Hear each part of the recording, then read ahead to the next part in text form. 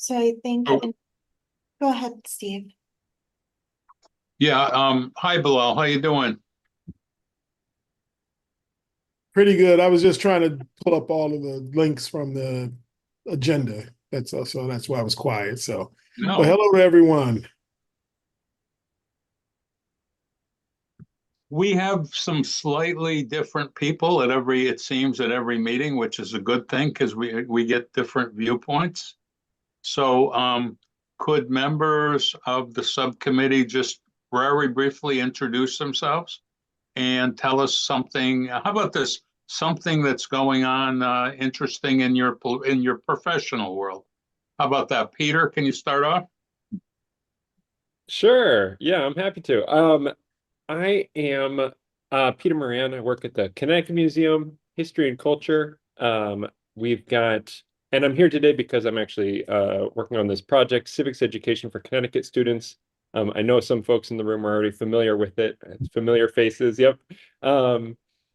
But yeah, something interesting going on in my world is the, gosh, conference season. Conference next week. I think Sally Whipple's going to be joining me there. The week after that, another conference, and I'm working on another conference submission. So it's always exciting, but they grow. I don't know. It seems every year there's more of them going on. But yeah, looking forward to it. Thanks. Ruth, how about you?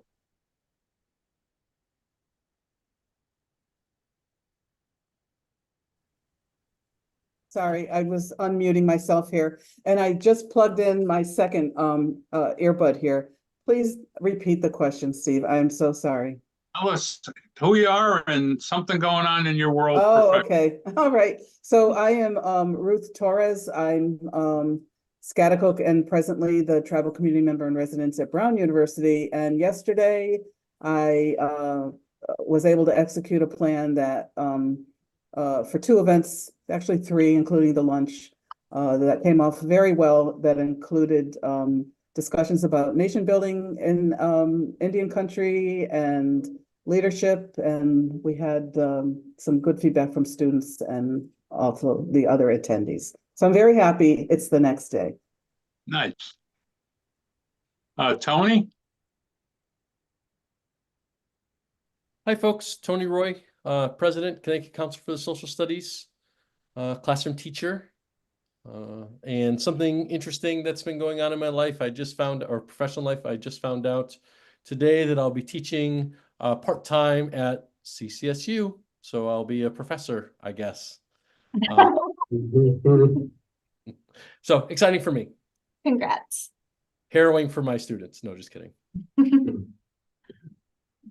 It's professor or adjunct instructor. Slight different interpretation, Oh, but I'm sure it's good totally job. different. How about Allison? Hi, I'm Allison Rao with Connecticut's Old State House, and I am excited about the Red, White, and Blue Schools kickoff that we had last week here at the Old State House. So get that kicked off for the season. Hopefully some schools will be submitting soon the awesome civics things they're doing. So that was awesome. Allison, I admire your enthusiasm. It's great. Rebecca? Hi, everyone. My name is Rebecca Tabor, and I'm head or director of our secondary education programs here at the Connecticut Democracy Center, which is located at Connecticut's Old State House. And something exciting that's been going on in my professional life is we had our educator workshop kickoff a couple of weeks ago that was held at New Haven Museum. Had a great turnout of almost 50 teachers, the majority of whom were new to the program and including some new schools. And I'll be busy on election day visiting with teachers in social studies teachers in Hartford and as well as in CREC. So I'm looking forward to hopefully convincing a few more teachers to join us this year. Great. Sally? I'm Sally Whipple from the Connecticut Democracy Center at the Connecticut's Old State House, and I am really excited because we have all of our final candidates ready to go for Kid Governor. We've got a great group of 7 kids. One of them will become Kid Governor, the rest will be on the cabinet, and we're going to be announcing those on Friday. A really good group. But I'm marginally more excited about our program on Saturday, which is our 3rd annual Election Cake Bake Off, which is a contest among professional bakers to see who can make the best election cake. And the Secretary of the State will be here judging the cakes. They'll be judged on how effective they are convincing people to vote and how good they taste. So that's from 1 to 5, and it's going to have music and cake and all kinds of fun. So we hope that people will join us for that. Thanks, Sally. How about Jenny? Hi, I'm Jenny Hakula Diaz. I also go by my initials JHD. I use they and she pronouns, and I'm the professional learning coordinator at the Connecticut Council for the Social Studies. And I'm working with Steve and Tony and some other folks on a round of regional meetings this year to make sure that we can get school districts together to do work on the standards, model curriculum. How do we do literacy and social studies integration in elementary schools, and the ongoing work on how do we get students asking the questions in the classroom. So we're kicking those off in November, starting in Milford. So I'm excited about that. Thanks, Jenny. Malik? Hi, Steve. My name is Malik Champlain. I'm with the State Education Resource Center. I am an educational consultant. Professionally, what's going on? I would say, oh man, we helped out a lot with the State Department on the dyslexia awareness event that we had at the Legislative Office Building, and that was just like a fantastic event, a really dynamic keynote by Dr. Brandon Frame. So that, and then we have other work, but work that really hits me in the heart is we've been doing a lot more fatherhood work and like fatherhood engagement and fatherhood and literacy, and that's been great. So we've been doing some stuff with partnerships with Barnes and Nobles and out in like the Waterbury area, and we got some stuff coming up in the Hartford area. So super excited about that. Great. Thank you. And Bilal, how about one of the million things? How about sharing one of the million things you're doing? I'm trying to do far less, but I'm excited to know that Tony will be teaching at a university so he can see what gets sent to us as faculty members. So I teach political science at the University of Hartford. And I guess my professional life, I've been spending the last couple of weeks trying to convince my mostly freshman students to cast their first ballot, either early or to cast it on election day. So we'll see how that works. And besides that, I'm spending a lot of time this time around doing, media stuff. So radio, television, and I imagine between now and election day, I'll be pretty busy with that kind of stuff. Right. How about Rachel? Oh gosh, I'm Rachel Gonzalez. I work at Connecticut Humanities, and this is what I'm doing professionally. So I don't know if there's anything super exciting. We're working on finalizing some details for the conference that'll be in March. So looking forward to that.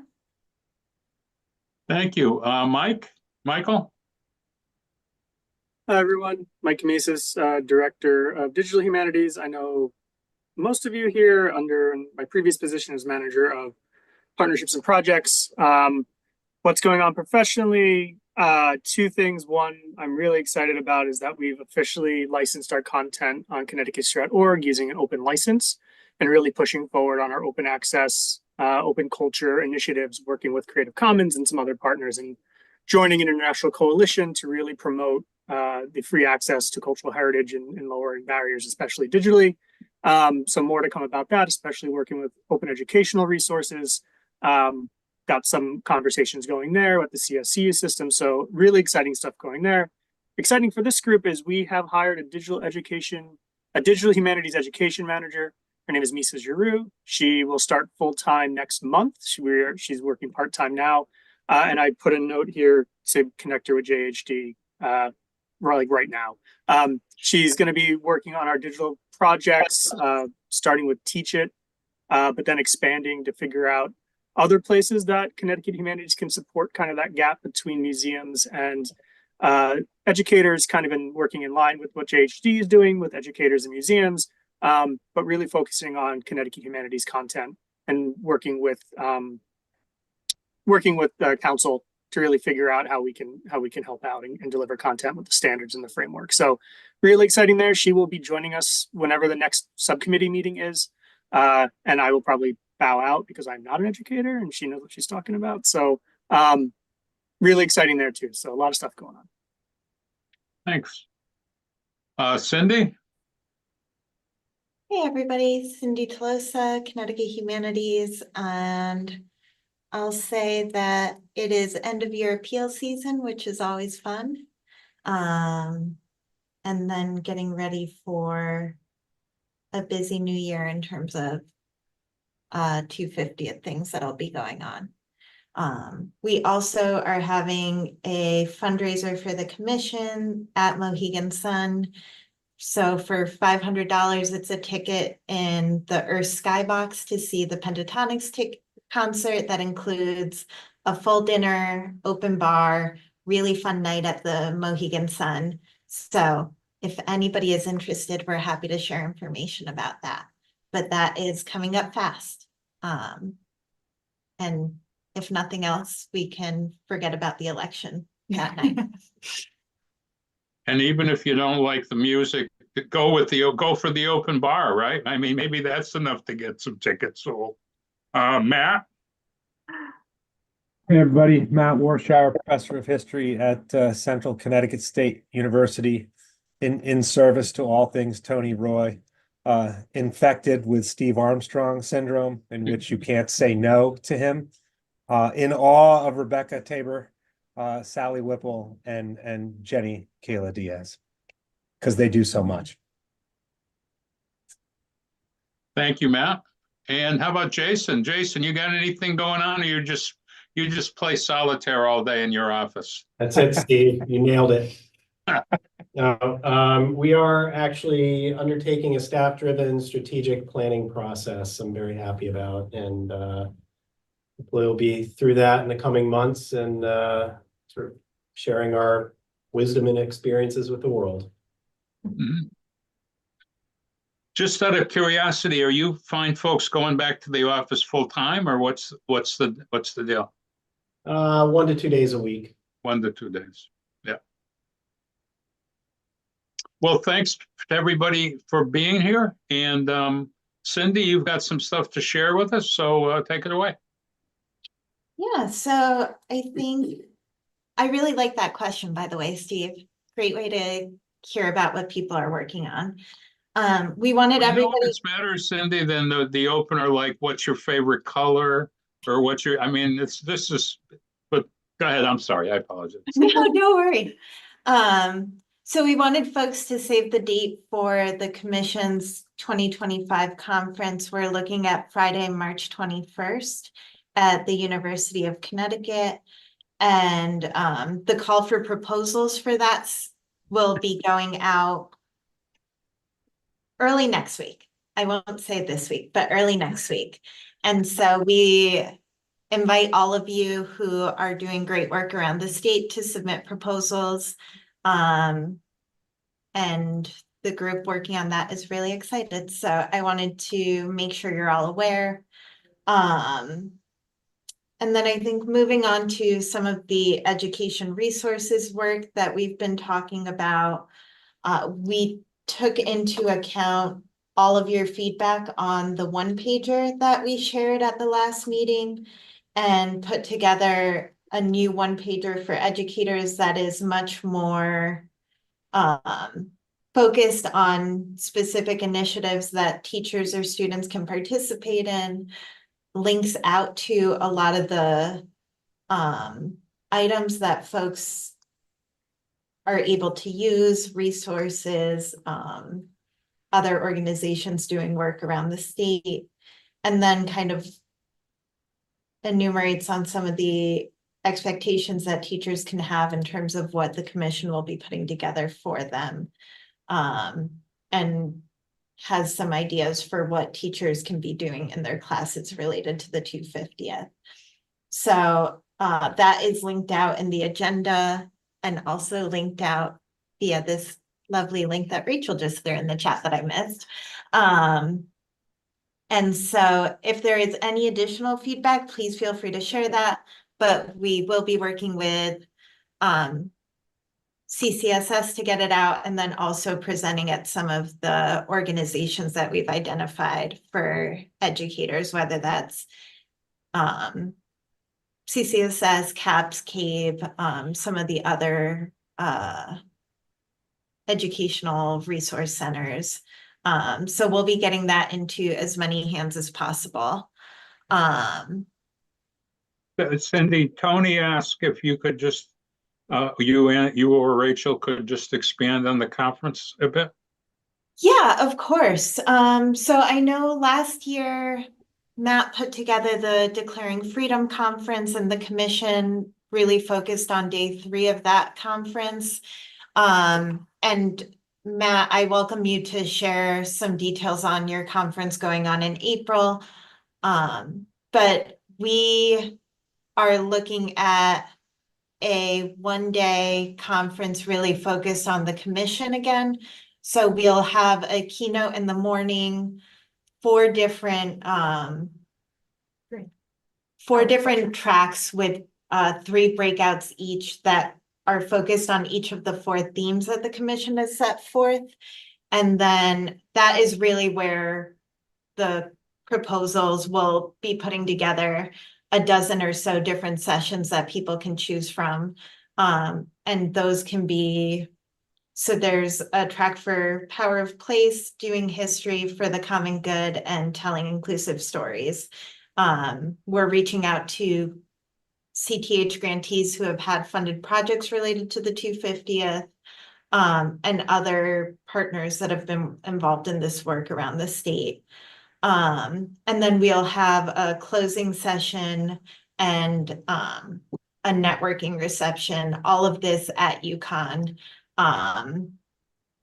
But focusing it on the commission and what history organizations can be doing, but also bringing in some resources for the municipal committees that are doing work in different cities and towns around the state. So that so in terms of the audience, I think it's really broad. I think we would love to have some educators there, but we understand that it's going to be a challenge given that it's a Friday during the school year. I think a lot of the kind of history community, museum community, folks doing work in the civic sphere, and then really other organizations that are doing work locally. So we have, at this point, I want to say 52 or 53 towns with local committees. So inviting those people to participate. And that is really, some of them are historical societies. A lot of them are town managers and economic development people in towns. So connecting them with some of the other people in the state that are doing this work. Yeah, so the different tracks will kind of attract to different groups is the hope. And Cindy, correct me if I'm wrong, but there may be, we were talking about this yesterday, there may be perhaps an educational panel or 2 suggested, but the primary emphasis in this, not only one emphasis of this would be education. This is appealing to sort of a larger audience than just educators.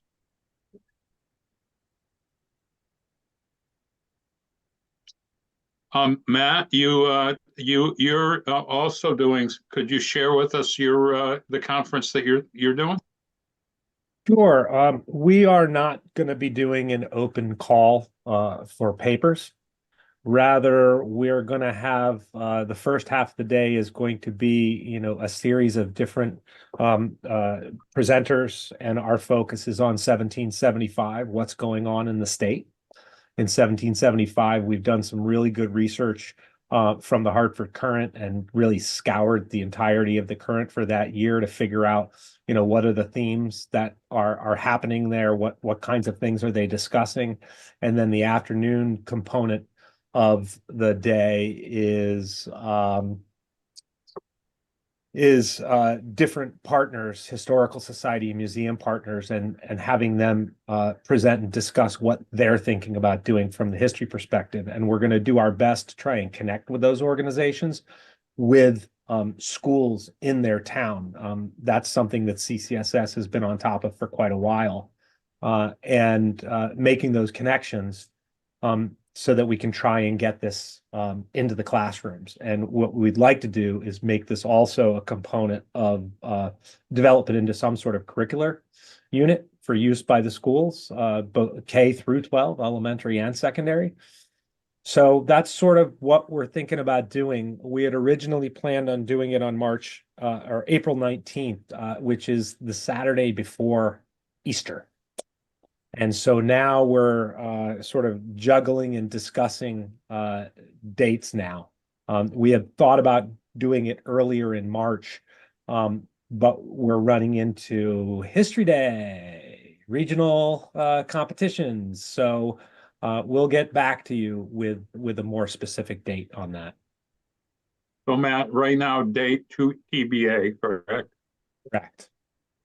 Okay, and this will be, now is the target audience of this teachers, students, mostly teachers and museum folks, I think, is your target audience, correct? I think our target audience is anybody who's interested in history, but certainly we want to focus on teachers. One of the thoughts that we had was the fact that Connecticut Council for Social Studies did not and is not holding a fall conference this year because the NCSS, National Council for Social Studies, is in Boston this year, and we didn't want to compete with them.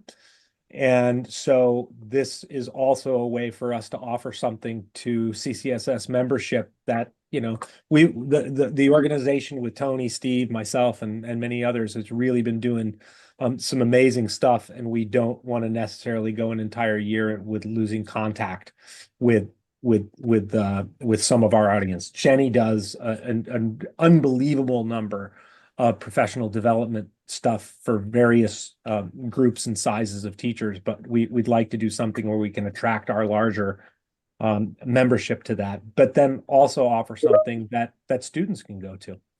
So that's sort of the goal. Got it. Mike, someone just sent me, could you explain, you're quote unquote opening up your materials some, right? Right. So wanted to know just what's the full implication? What does that actually mean? So what's the implication of that? That's what somebody was interested in knowing. Sure. Yeah. So we have been for the past 2 years at Connecticut Humanities really trying to understand our intellectual property, our copyright, and open access and open culture and all these kind of buzzwords that are going around, and where do we fit? So the implications are, right, ConnecticutHistory.org has always been kind of there. You could always use it. It was implied that like this is a free resource for you to use. What we would find is people would contact us and say, can I use this? How can I use this? What is the appropriate way to use this? So we decided to take our time and kind of really figure out what to do. So we decided to license our digital content through using Creative Commons licenses, which tell people exactly how you can use this content.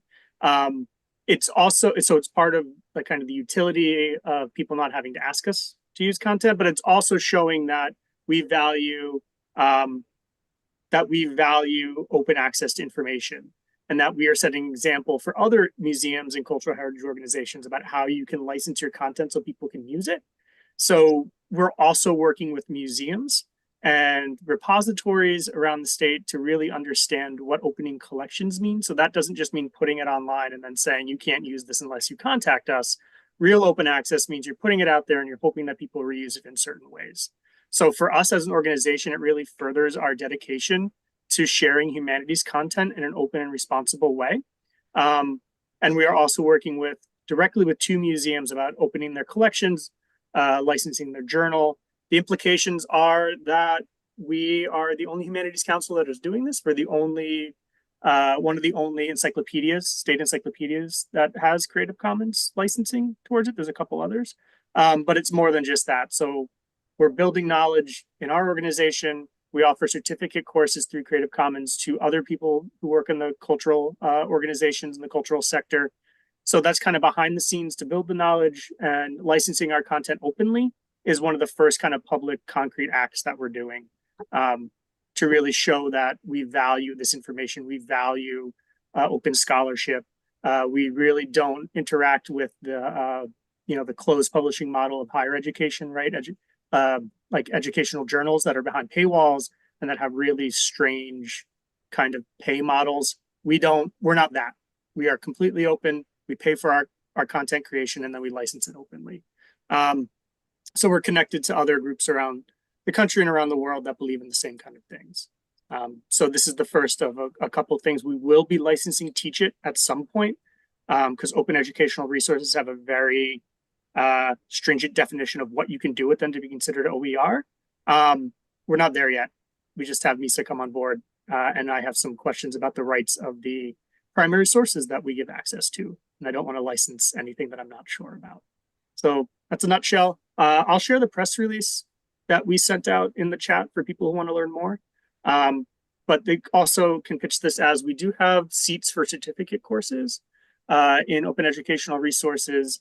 And the other one is for librarians, if you know any librarians, or for people who work in GLAM institutions through Creative Commons. We supplement some of that cost. So it's a kind of, we have multi-pronged attack to kind of get open culture in Connecticut. Happy to talk more or answer any specific questions. Thank you.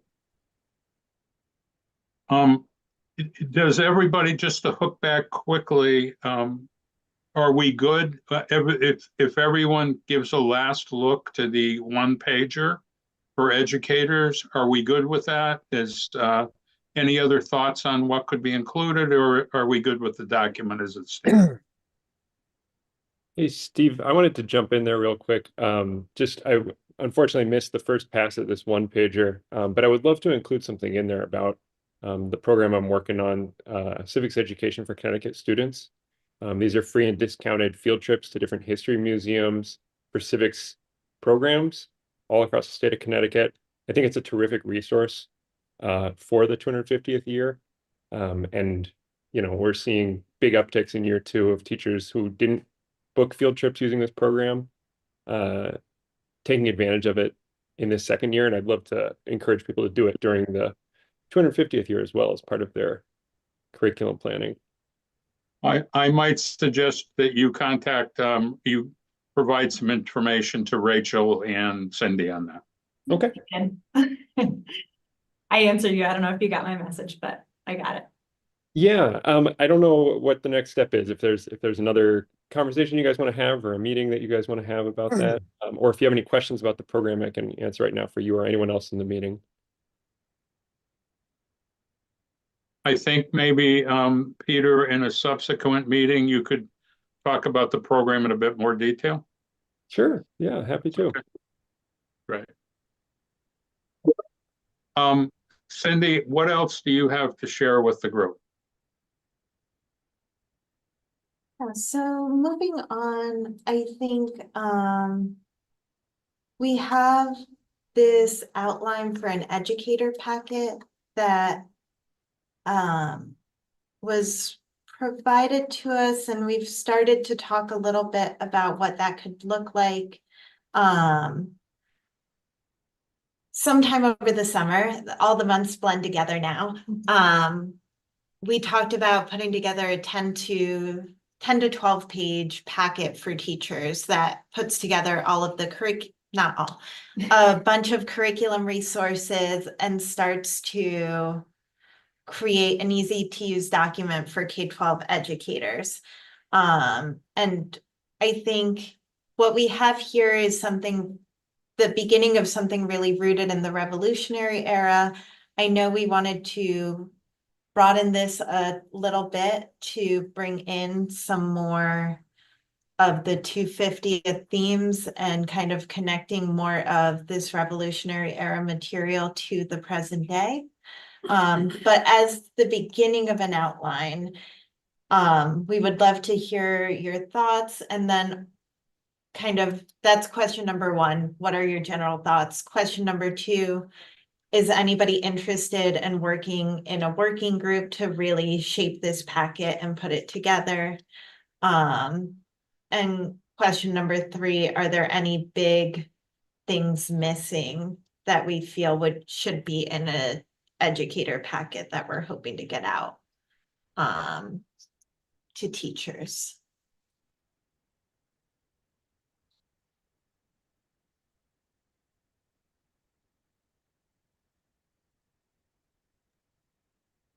Maybe go over some of the materials you think will be included in the resource.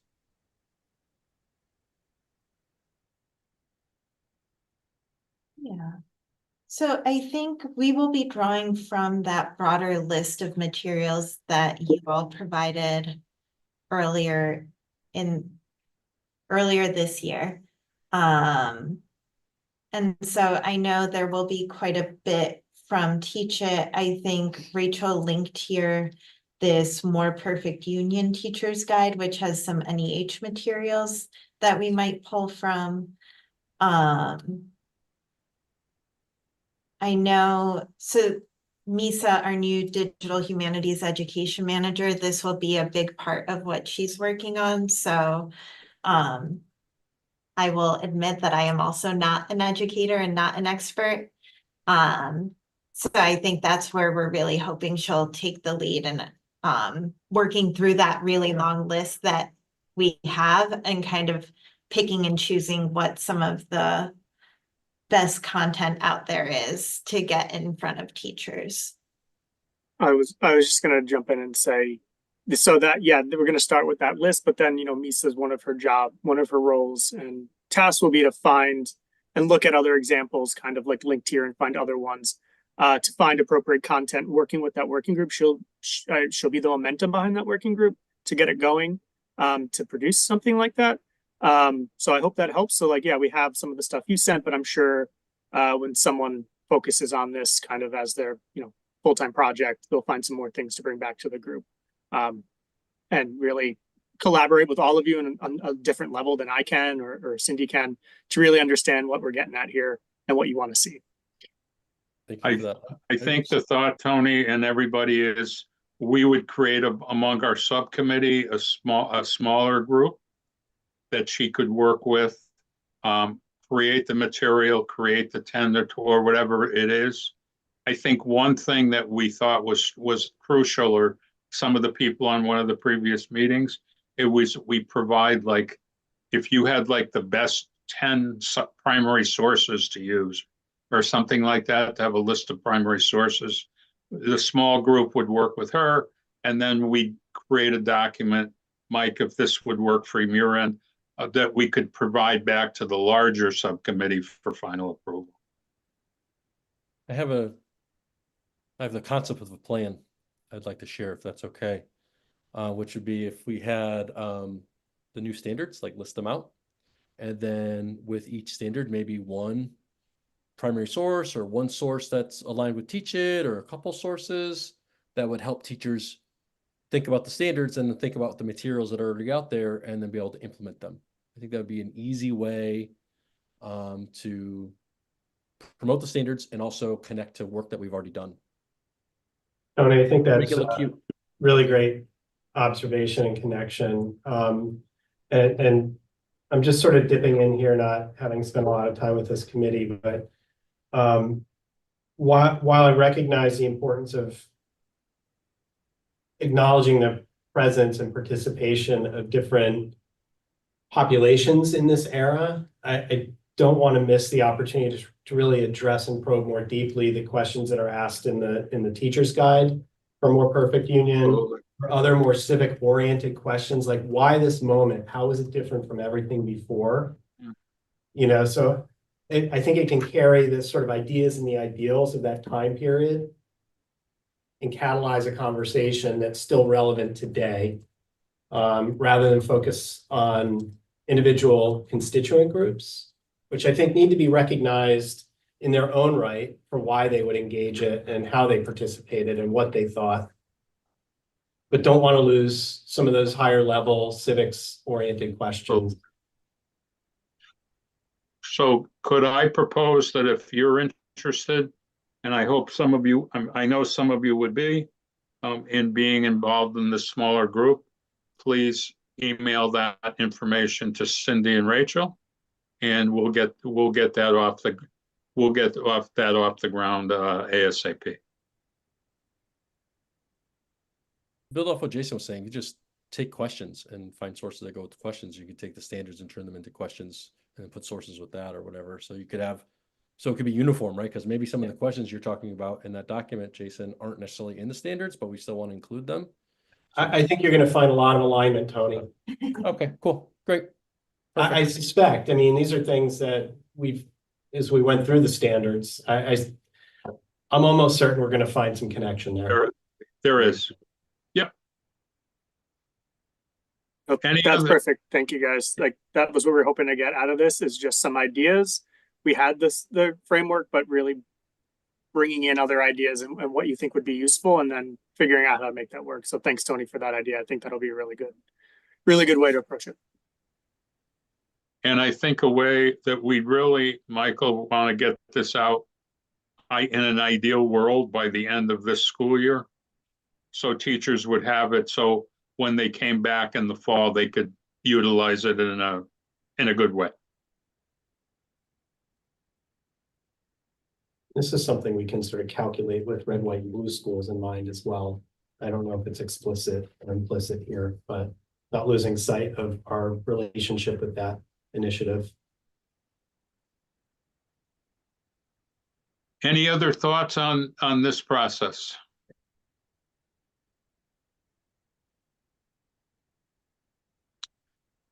Cindy, what else would you like to share? And Rachel, what else would you like to share? So I want to make a note, but not necessarily go into detail, that the results from the demographic survey that we had commission members and subcommittee members has been released. So there's a link to that in the agenda.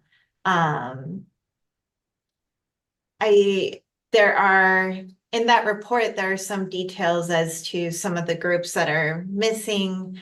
And I think in terms of education in particular, we want to make sure that we're acknowledging that we don't have a huge amount of representation when it comes to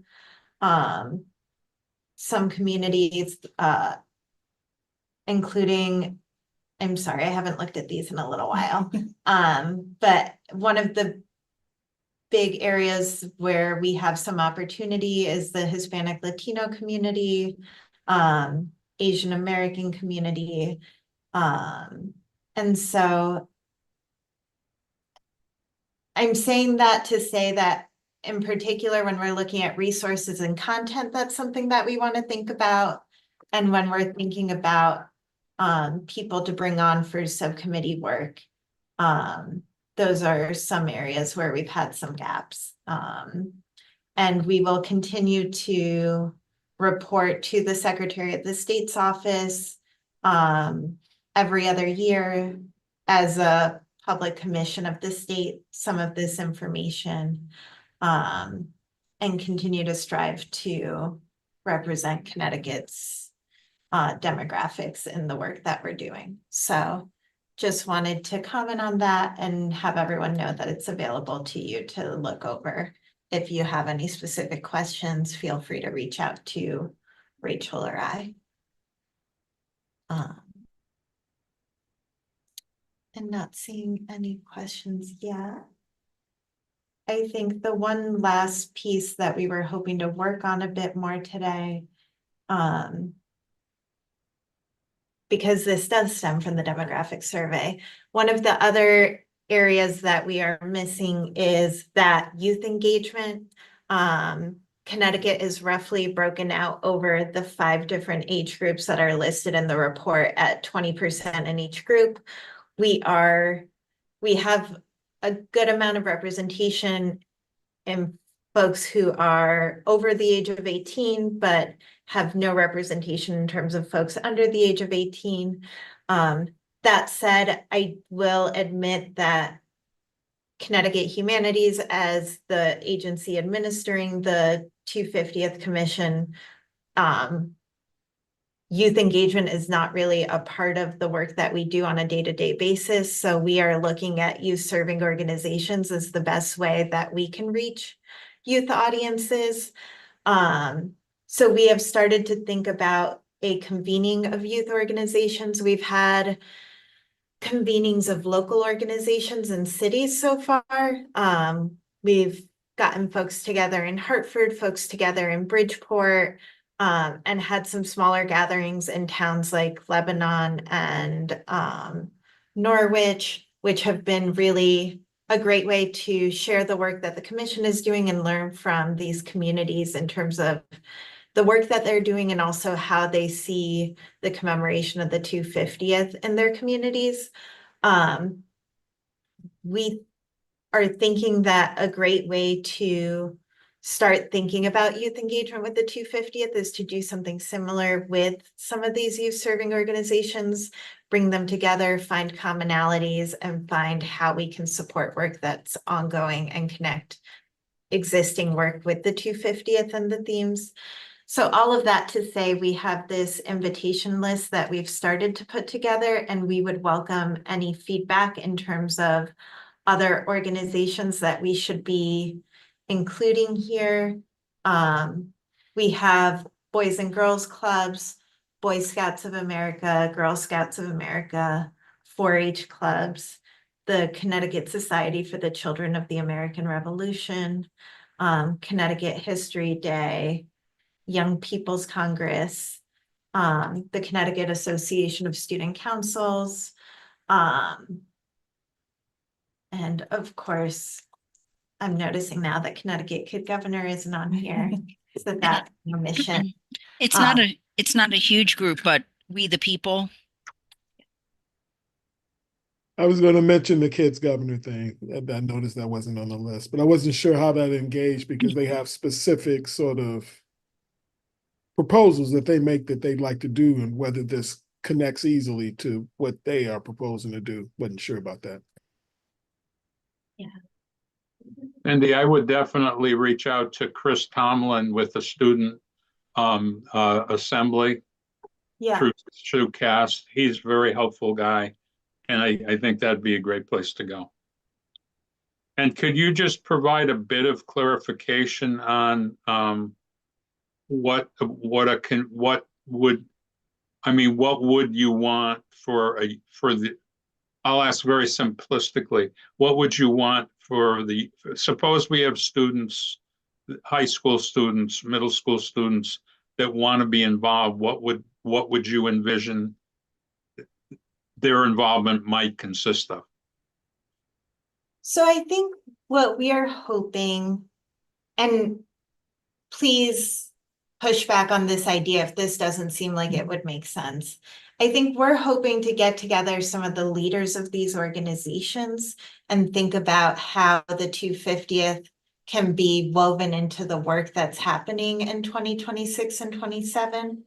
How can 250th be part of Kid Governor? How can 250th be part of, I know Connecticut History Day, it's already baked in. But how can that be incorporated into Boy Scouts, Girl Scouts, some of those types of organizations? And then have kids get involved in the 250th through organizations that they're already participating in. I think with where we are in terms of funding and in terms of capacity, that feels like the way we can best engage students with the 250th. But if there are other ideas, please feel free to recommend. One idea that we've been thinking about with History Day, and I kind of been back and forth talking with the Connecticut League of Museums and hoping to kind of move it forward, but with Connecticut Collections, asking organizations who use Connecticut Collections to create just very small digital exhibits that relate to this year's theme of rights and responsibilities in history. Next year, it's, I'm blanking on but a general enough topic that it's going to go with the 250th.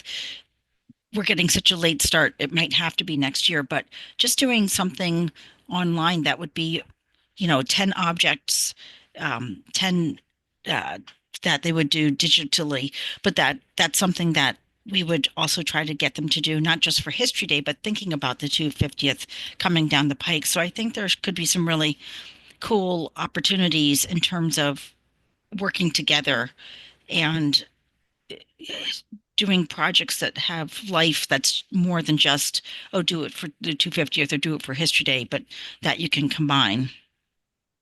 And the other thing I guess I would just say as well is, depending on the conferences going on and the timing, we can definitely keep our eyes open for projects this year that really fit into some of the themes. Now, a student 8 months from when they do their project might not necessarily be able to do a performance again, but we might have a recording of it or be able to share a documentary. And so those might be some ways too to kind of amplify student historians. I love that. Cindy, there's a national, Rho Kappa is a National Council for the Social Studies. It's a Social Studies Honor Society. And there are, I believe, 11 schools in Connecticut that have chapters. So this is already history honor societies that are already established in Connecticut schools. I might think those might be primo places to go as well. And if you want, I can get you the schools that have ROCAP. Yeah, that'd be great. Cindy, as we think about entryways into higher ed with some of this work, I mean, most campuses have student government associations or just SGAs. And so that could be an entryway to some of those conversations at the higher ed level with the student government sort of groups that are on campus. Can I just ask a question? I guess it's going back to the packet or the draft outline. And I was sort of thinking about the question about the possible topics and also about how that could connect to the inclusive stories, which I think is just really critical as a part of the conversation that should be happening in the state, especially not only in terms of, as it says here, telling untold stories, and bringing people normally on the periphery to the center of these discussions of that sort of period and the unfolding and some of the other language they have about reckoning. Because I think, in telling that, and again, I haven't fully formed a thought about how to think about this, but it strikes me also as you're having these conversations around the state and getting buy-in, and especially in communities of color, about this, what's happening and why this is important, and why I think how we tell those stories and how we make that, how we sort of tell that and present that will be important to getting that buy-in, that interest, and that engagement. So I think that's something to really sort of think about, how we tell those stories, why that is so central to bringing, that, from the periphery and really putting it in the center. And I was also thinking about, I mean, these things intersect as well. I mean, it's, among these various groups. And so I think, some real thought about how we do that and how we shape that sort of part of what we're trying to do, I think is really going to be important to really figure out. But again, I haven't fleshed out clearly my thoughts about what it is, but it just strikes me as that's going to be an important part of the work, of presenting this story about this era and really presenting, as it says here, it's, an opportunity to continue the nation's reckoning with the past, both its glory and its missteps and flaws. And so I think this is just important, especially as we think about connecting that to the present and what we're experiencing right now in our politics, for example, with this notion of a multicultural democracy, or an inclusive democracy. And we're really struggling with that right now, I think. And that's part of what's creating lots of issues in our current politics today. Yeah. I think that's such an important point. And I would just like to offer that we have a committee on our Connecticut Freedom Trail that is called the Black Narratives Committee. And what they're working on is ways for people to talk about this history in a way that is accurate, complete, respectful. And we're looking at ways that we can help museums along the Freedom Trail understand stories and tell them in the most effective ways. So that might have something to contribute to what you're talking about, Bilal.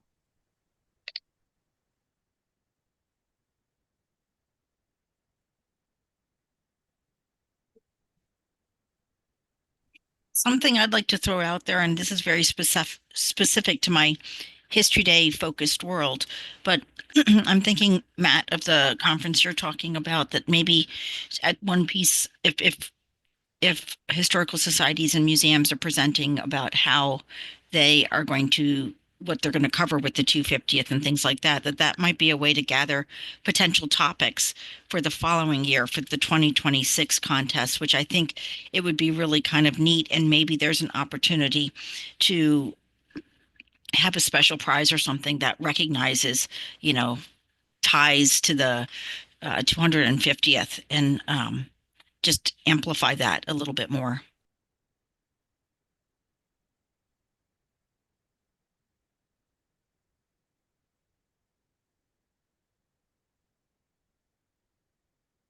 Bilal, do you think on the question that you raised about university involvement, is the best way to go from your perspective through student governments there? Well, I just think in terms of that's one sort of entry point. I think at the end of the day, I mean, we need to figure out a way to have these conversations with some, faculty in various kinds of departments, history, but also I think the institutions themselves can sort of do programming around this, at the institutional level. And it's just a question of putting that on their radar that, these kinds of activities are going on, and they happen on college campuses as well. And also, I mean, there's a lot of, resources like a Matt, who could speak, coming out of the academy and speak to groups and be involved in communities. I think, all of that, we just need to figure out how to make all those links work.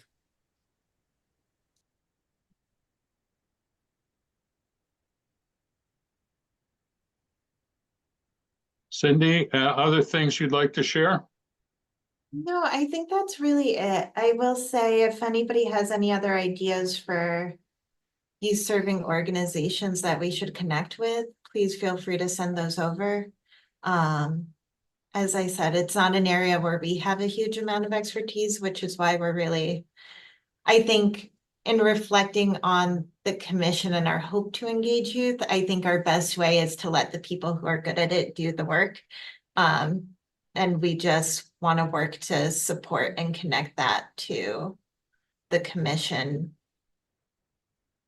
understanding that there will be a level of, I don't know, distribution, I guess. I don't know. It won't be us working with students, and that's okay. But we want to support and make sure students are aware that the 250th is coming up and what that means.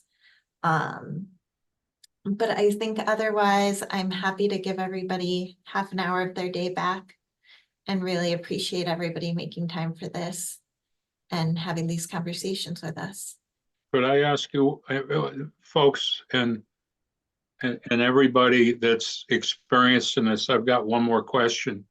We think that a big part of our role, or a part of our role as a subcommittee, this has been as discussed, is to encourage that students this is the way we thought that students could be most directly engaged, is to have students in Town X connect with the organization in Town X that's organizing the America 250 events and get them involved that way. And I've talked to a couple of school folks, and that seems to them to be an exciting way to do this. is there an efficient way, rather than just the school, is there a way to let local commissions or local groups know that this might be happening and how they might use students when the students get, if and when the students get there? Because I think it would be discouraging if a student, hey, let's do this, and they called like whoever the local people are, and the local people didn't know what to do with. So is there a way to tell the institutions how students might be engaged in this work, if indeed a school contacts them? Or would that be an institution by institution thing?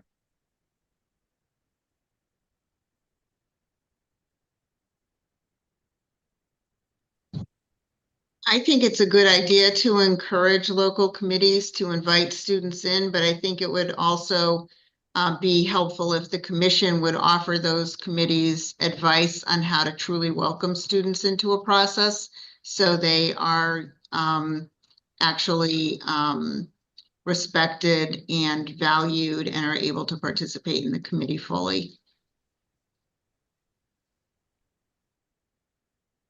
Yeah, I'm wondering, anyone else have a thought on that? How do we tip off the local committees in various towns that help might be coming from schools, and how these students might be used?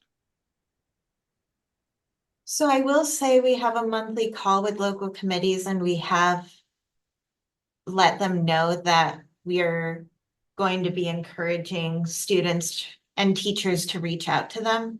So they have been made aware of that, but I don't think they necessarily have ideas for how to engage. And I think getting back to what Sally said, how to like really work with students. So I do agree that that's somewhere where if we have guidance, if there are best practices that we can share, I think we have been passing on a lot of the resources that subcommittees are putting together to these local committees. So I think if you all have resources on how to engage students in kind of that community work, we're happy to share that with them. I'm wondering if we had Cindy, we're passing out a one page, and I don't want to make more work, trust me, but we're passing out a one pager to teachers.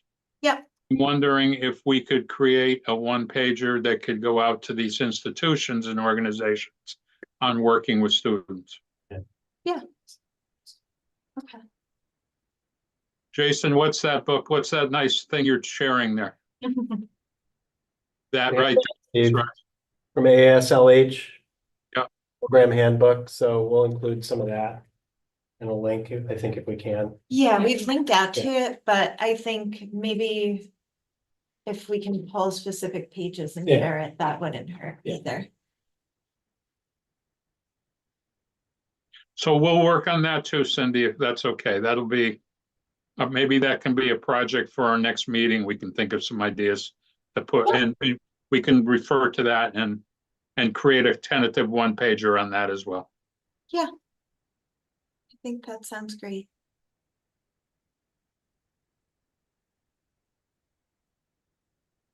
Well, what else you got? Anything?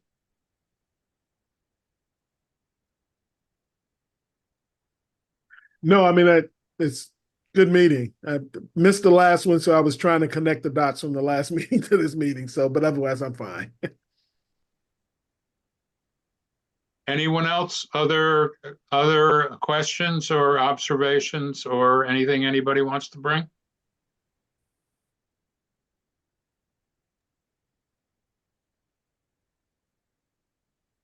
Thank you, Steve. We're good. All right. Thanks, everyone. Thanks all. Be sure to vote.